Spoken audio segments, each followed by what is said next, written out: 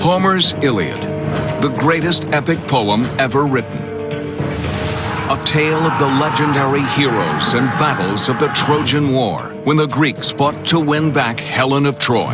What you have there is this wonderful cast of characters, this myth.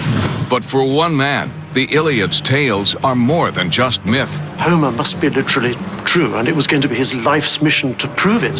For Heinrich Schliemann, the poem is a treasure map which could trace a path to untold riches, priceless jewels, presented to Helen of Troy by King Priam. It was gold, and it was immensely valuable. Schliemann pursues this obsession for over 20 years.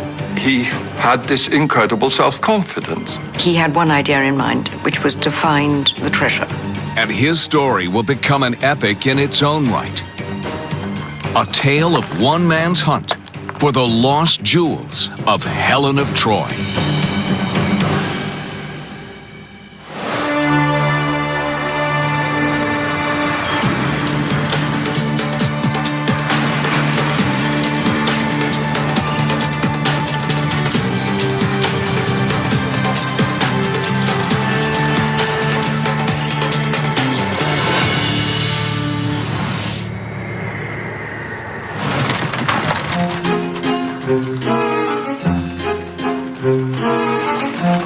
In 1866, the man who will devote his life to finding Homer's Troy arrives in London. Heinrich Schliemann is a rich German businessman with an appetite for travel and an insatiable curiosity. Schliemann finds London poised at the edge of an intellectual revolution. Charles Darwin has rewritten human origins, and his findings have stirred a new wave of curiosity. It was certainly true that the timing for Schliemann was perfect. There was a huge interest in prehistory spreading around the archaeological world.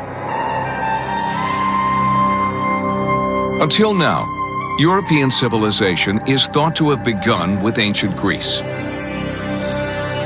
But there is a growing sense that its origins might have been far earlier, that an ancient human past was just waiting to be found.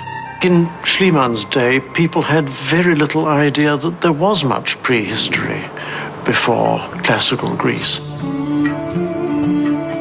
To Schliemann, finding the first great European civilization seems a worthy quest for a rich man wanting to establish his reputation.